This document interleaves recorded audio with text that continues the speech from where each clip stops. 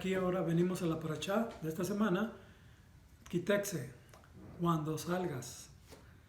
Deuteronomio 21:10 al 25:19, que se encuentra esta porción de la Torah. La Haftarah es en Isaías 54, 1 al 10, y en 1 Corintios 5 al 1 al 5. Dice, cuando salgas, Kitexe, a luchar contra tus enemigos, y el Señor tu Dios los libera de sus manos. Deuteronomio 21:10. La parte de la escritura de esta semana en Parashá Kitexe incluye 74 de los 613 mandamientos contenidos en la Torá. Estos mandamientos incluyen diversas leyes penales, civiles y de la familia, así como los deberes morales y religiosos de los israelitas. Esta parte de la Torá es una compilación muy práctica de enseñanzas que se ocupa directamente de la mayoría de las situaciones de la vida real, desde los derechos de herencia del primogénito hasta cómo lidiar con los niños obstinados y rebeldes, desde la devolución de objetos perdidos a su propietario hasta la construcción de valles de seguridad alrededor del techo de una casa para evitar la pérdida de vidas. El tratamiento ético de un cadáver se extiende a los delincuentes colgados en un árbol después de ser condenados por un delito capital. Tienen que ser retirados y enterrados el mismo día. Los cuerpos no se podían dejar a la noche a la mañana, ya que cualquier persona colgada de un árbol es considerada maldita por Dios. Según la interpretación legal sacerdotal judía que se encuentra en la halajá es la halajá para decir el camino. Ellos le llaman así a los mandamientos que tienen escritos en la Gemara y en el Talmud, el cual les indica cómo caminar. De hecho, en el principio de que Yeshua de los apóstoles empezaron a predicar, no se llamaban cristianos, se llamaban el camino. Y el camino, así es como le decían que eso era el camino, Yeshua, las buenas nuevas. Tomando que ya no era el camino, el Talmud, la Gemara, todo eso, sino que el camino era Yeshua. El que es culpable de traición o blasfemia será ahorcado hasta la muerte en un árbol, en plena exhibición ante las personas que han traicionado y el Dios que han blasfemado. Esta interpretación de Deuteronomio 21:22 se encuentra en las primeras traducciones al arameo de la Biblia y la literatura rabínica. Los líderes judíos, por lo tanto, vieron el sacrificio de Yeshua como prueba de que él blasfemó al Señor al afirmar ser el Mesías. En su interpretación, ningún verdadero Mesías colgaría de un árbol y se convertiría en una maldición de Dios. Fíjense cómo trabaja el enemigo. Bueno, los judíos, su interpretación es que Yeshua blasfemó creyéndose ser Dios y fue colgado en un árbol. Y eso lo convierte en un Mesías que fue maldecido por Dios. Lo cual aclara que ellos dicen que Yeshua no es una maldición. ¿Sí? Pero, como mesiánicos judíos, sabemos que él fue condenado a muerte, pero bajo esa maldición no fue por su maldición de él, sino la de nosotros. Un hombre culpable de un delito capital es condenado a muerte y lo cuelgan. Su cadáver no permanecerá en el árbol, debes enterrarlo el mismo día. Cualquier día que sea ahorcado es una maldición de Dios. Es Batalita Ito al Etz, cuando cuelgues el cadáver. Deuteronomio 21:22. La palabra hebrea para árbol es etz.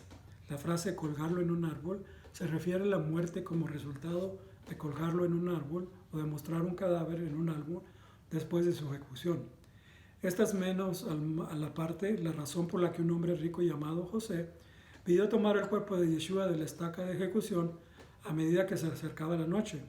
Llegó un hombre rico de Arimatea llamado José que se había convertido en discípulo de Yeshua.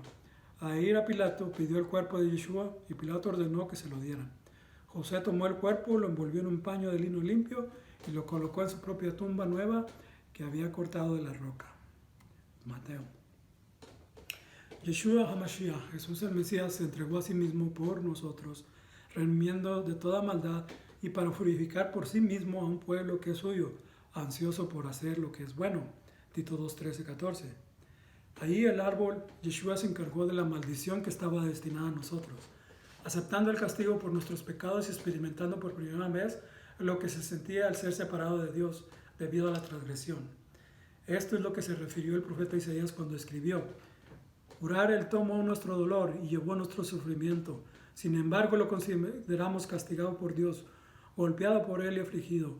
Pero él fue traspasado por nuestras transgresiones, él fue aplastado por nuestras iniquidades. El castigo que nos trajo paz fue sobre él, y por sus heridas fuimos sanados. Isaías 53, 4-5. El Mesías nos redimió de la maldición de la ley al convertirse en una maldición para nosotros, porque está escrito: maldito es todo que está colgado en un poste. Gálatas 3:13. En el árbol, Yeshua tomó todas nuestras maldiciones, todos nuestros pecados, y los que siguen a Yeshua ya no están lejos de Dios, sino que tienen sus leyes escritas en sus corazones y en su mente. O sea que Yeshua, cuando estaba peleando, porque tenía una guerra espiritual y una guerra carnal contra espíritus y demonios ahí enfrente, que lo estaban golpeando, y él lo que estaba haciendo, estaba derramando su sangre por nosotros, estaba dando la vida por nosotros, y estaba haciendo maldición por nosotros. Por eso tenemos el sacrificio del macho cabrío, que parece que es lo peor, que es Satanás, que es el pecado, que es lo malo. Él es una prefigura de Yeshua. También vemos la serpiente, que está en un asta, que la ponen de bronce, para que todo aquel que la mire pueda ser sanado. Pero ¿por qué una serpiente si es del maligno? Ese representa a Satanás. Porque Yeshua se veía tan mal, lleno de pecado, de nuestros pecados, estaba lleno que se miraba como todo una especie de serpiente, una especie de Satanás, de algo malo, maldito, maldecido. Pero esa maldición fue la que nos trajo a nosotros la bendición, porque al morir él y resucitar, derrotó a todos los enemigos y se burló de ellos y conquistó el maligno, a que hasta le quitó las llaves de la muerte y del infierno. Tener las leyes de Dios escritas en nuestros corazones significa que la naturaleza de Dios está con nosotros, y que nosotros lo tenemos a Él de una manera muy personal, no a través de leyes externas en tabletas de piedra, sino internamente en nuestras propias almas. Es decir, yo no tengo un Dios que yo hago un mandamiento y espero algo de Él, no. El Dios que yo tengo es un Dios que tú puedes hablar con Él y tener una relación directamente personal con Él. Hablar de tus necesidades, hablar de lo que te gusta, de lo que no te gusta, que aprendas a conocer a Dios, qué le gusta y qué no le gusta. Para eso es la oración y para eso es la comunión con Dios. Ahora, Yeshua pagó por nuestros pecados. Eso no significa que podemos dar la espalda a la Torá. Esto es lo que nos ayuda a entender mejor la santidad y la naturaleza de Dios. Dios no solo se preocupa por la dignidad de los esclavos, sino incluso se preocupa por los pájaros que creó, diciendo: si mientras caminas te encuentras con un nido de pájaros jóvenes o huevos en él, en cualquier árbol o en el suelo, y la madre está sentada sobre ellos, no te llevarás a la madre junto con su cría. Debes dejar ir a la madre, tomando solo su cría, para que prosperes y tengas una larga vida. Bien, Dios tiene cuidado hasta de los pajaritos. Es decir, que si usted hay una madre pájaro y tiene huevos, usted no vaya a agarrarle el pájaro, déjale que se vaya a darle los huevos. ¿Por qué? Porque la madre puede tener más hijos. Pero si usted mata a la madre, ya no va a haber más hijos, no va a haber ni huevos, no va a haber nada. Y eso es maldad, porque está desapareciendo toda una generación. Más puede comer de los huevos que ya tenía ahí. Yeshua nos dice que si nuestro Padre Celestial se preocupa y provee de las aves del aire, entonces podemos estar seguros de saber que Él también se ocupará de nuestras necesidades. Yeshua dijo: miren a los pájaros del aire, no siembran ni cosechan, ni almacenan en graneros. Sin embargo, tu Padre Celestial los alimenta. ¿No eres mucho más valioso que ellos? Mateo 6:26. No se venden 2 pajarillos por un cuarto, con todo uno de ellos cae a tierra sin vuestro Padre, pues aún nuestros cabellos están contados. Así que no temáis, más valéis vosotros que muchos pajarillos. Mateo 10:29-31. Las leyes éticas y morales proporcionadas en la Parashá Ki Tetzei cubren también las leyes del matrimonio, entre ellas Está el caso de una mujer cuyo segundo marido ha muerto o se ha divorciado de ella. En esta parashá afirma que su primer marido no puede volverse a casar con ella, desde Deuteronomio 24. Otro caso de matrimonio es el matrimonio levirato, yibum. Si un hombre muere dejando a una viuda sin hijos, el hermano del hombre tiene la responsabilidad de casarse con la viuda, con el fin de continuar la línea de su hermano para que el difunto pueda heredar a través del hijo del liberato su parte en la herencia de la propiedad. Esta parashá también describe la prohibición de que un hijo se case con la ex esposa de su padre, así como otras violaciones de la ley matrimonial. Las leyes en Kitexe también incluyen pagar a los trabajadores con prontitud y permitir que aquellos que trabajan para él coman mientras trabajan. Es el ejemplo de no amordazar al buey. Cuando están en la cosecha, sembrando, y llevan a los bueyes haciendo los circos en la tierra, no le pongan un bozal, es lo que está diciendo. Es decir, déjenlos que coman también de lo que haya. ¿Por qué razón? Bueno, esa es una ley de misericordia para el animal, porque está cansado, quiere comer, tiene hambre, tiene sed, necesita estar comiendo. Entonces eso es para que no seas un maligno, no seas malo con la bestia, con la vaca. Pero lo mismo dice del trabajo. Por ejemplo, si usted trabaja en un restaurante, usted pueda comer de esa comida. ¿Para qué? Para que el dueño de ese lugar le vaya bien, si usted lo deja comer de la comida que ahí hay. Por esa razón, en todos los restaurantes aquí en Estados Unidos, todas las personas pueden participar de la comida. Y si no, ese restaurante no está participando de la comida, no le está dando a sus empleados, déjeme decirle que ese negocio va a quebrar rápidamente. ¿Por qué? Porque entonces Dios interviene, porque no se está cumpliendo una ley. Esa ley está para todos y en todo. Entonces, también en cualquier fábrica que usted trabaje, también le tienen que dar un descuento en cualquier lugar que usted esté trabajando. Eso es parte de esta ley. ¿Para qué? Para que también coman de lo que trabajan. Los que prestan dinero a un compañero judío, se les prohibía cobrar intereses. ¿Se imagina si no cobra intereses en un préstamo? Eso significa que no habría bancos. No habría ningún banco porque los bancos se dedican a prestar dinero y a poner intereses. Y ese es un pecado, algo que nos está llevando a la quiebra a todo el mundo por el interés que se cobra a las personas. También en Kitexe se siente relevante en nuestro mundo de hoy, aunque en nuestra sociedad moderna el transgénero y el travestismo se están volviendo más aceptados y comunes. La Torá afirma claramente que aquellos que practican tales actos son una abominación para Dios. Una mujer no usará la ropa de un hombre, ni un hombre se pondrá la ropa de una mujer, porque todo aquel que hace tales cosas es una abominación para Jehová tu Dios. Deuteronomio 22:5.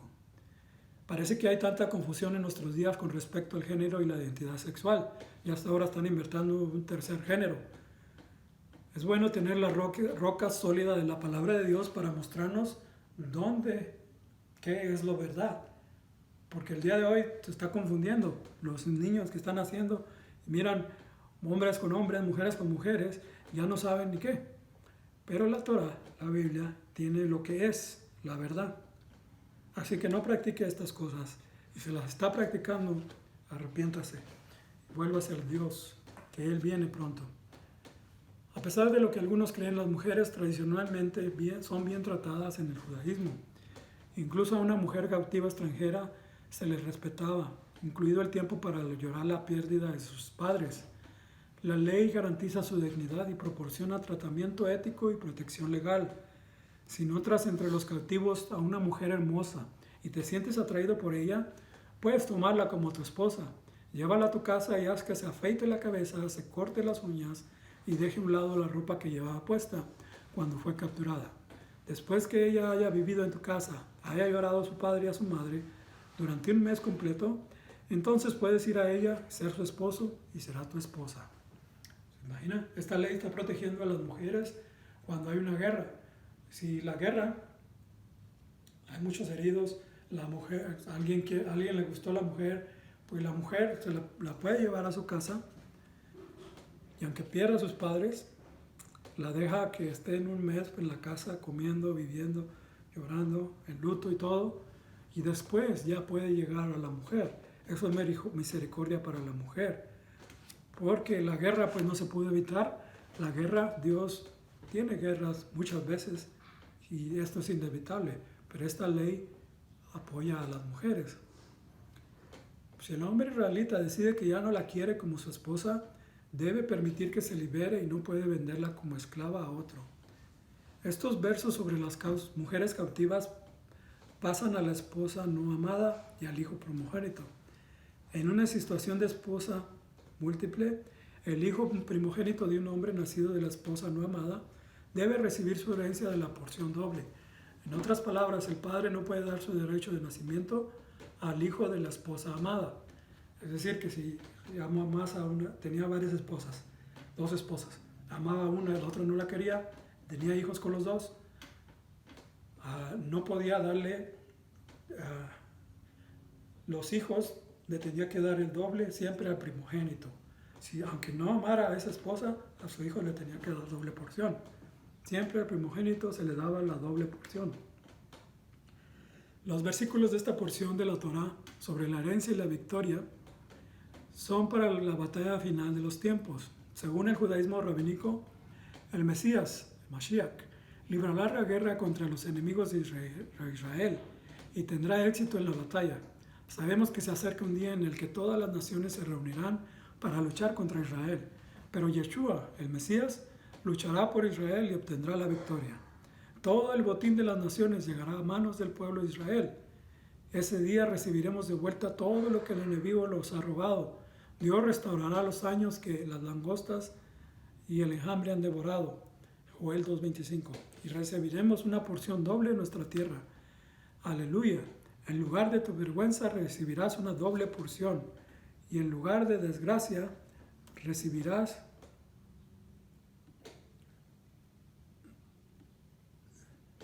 herencia. Y así heredarás una doble porción en tu tierra y la alegría eterna será tuya. Isaías 61:7.